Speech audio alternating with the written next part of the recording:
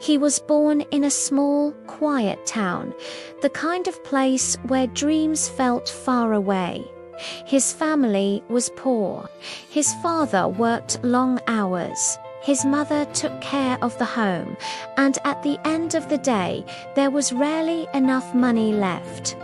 One evening, when he was still a boy, he went to a grocery store with his mother. The shopkeeper refused to give her credit for food they couldn't afford. He saw the look of embarrassment in her eyes, and that moment never left him. He decided he would never let poverty control his life again. He started working young, folding clothes, delivering fabrics, running errands for a tailor. He didn't have a degree or a big opportunity. What he had was curiosity. He watched, he learned. He studied how people bought clothes, how fabrics were made, and how a single design could make someone feel confident. While others saw clothing as just something to wear, he saw it as a language, a way to express who you are without saying a word. As he grew older, he began to dream of something bold, a clothing business that could make fashion accessible to everyone. Not just the rich, not just the elite, but everyday people. So, with a few friends and his soon-to-be wife, he began sewing robes and simple garments in their home. He personally delivered them to stores on his bicycle.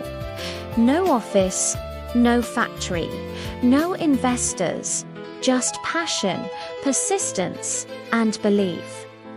He quickly realized something powerful. People didn't just want cheap clothes, they wanted beautiful clothes, and they wanted them now. He started to build a new kind of system, a system where fashion moved fast, where designs seen on runways could appear in stores within weeks, not months, where supply and demand danced in perfect rhythm. His small workshop turned into a store, and that store turned into a movement. While others followed slow trends, he built a model that anticipated them. He didn't advertise, he didn't hire celebrities, he let the product speak for itself. And people listened.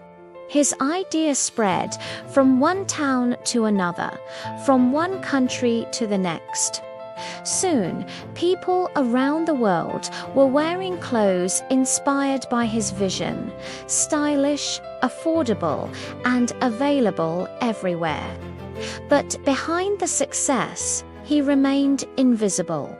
He never liked fame. He rarely gave interviews, and often wore the same simple clothes to work every day. To him, it was never about the spotlight.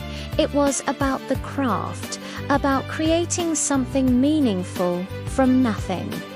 He used to say, "You don't need to talk about your work, you just need to let the results do the talking." The company grew beyond anyone's imagination. Stores appeared in major cities across continents. His home country, once known for its struggles, became home to one of the most influential fashion houses in the world. And yet, despite his enormous success, he stayed grounded, walking the factory floors, talking to workers, asking for ideas. He treated everyone the same, from the seamstress to the CEO, because he had been both. When asked about his secret, he said it wasn't genius or luck, it was observation. Listen to what people need, watch how they live, and never stop improving. Even when competitors tried to copy him, they couldn't match his rhythm. His system was alive, constantly learning, adapting, moving. While others planned for seasons, he planned for weeks. He once said that the most dangerous word in business is comfort. The moment you think you've made it, he warned, is the moment you start falling. And that was his magic.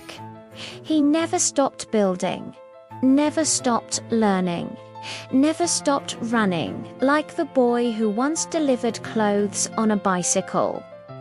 Decades later, that same boy, now a man, had quietly built one of the largest fashion empires the world had ever seen.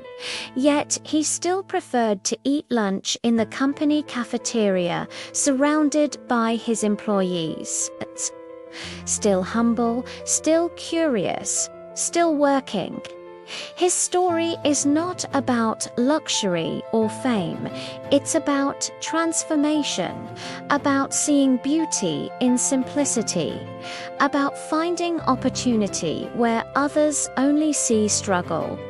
He showed the world that greatness doesn't require a stage, only vision, humility, and relentless action.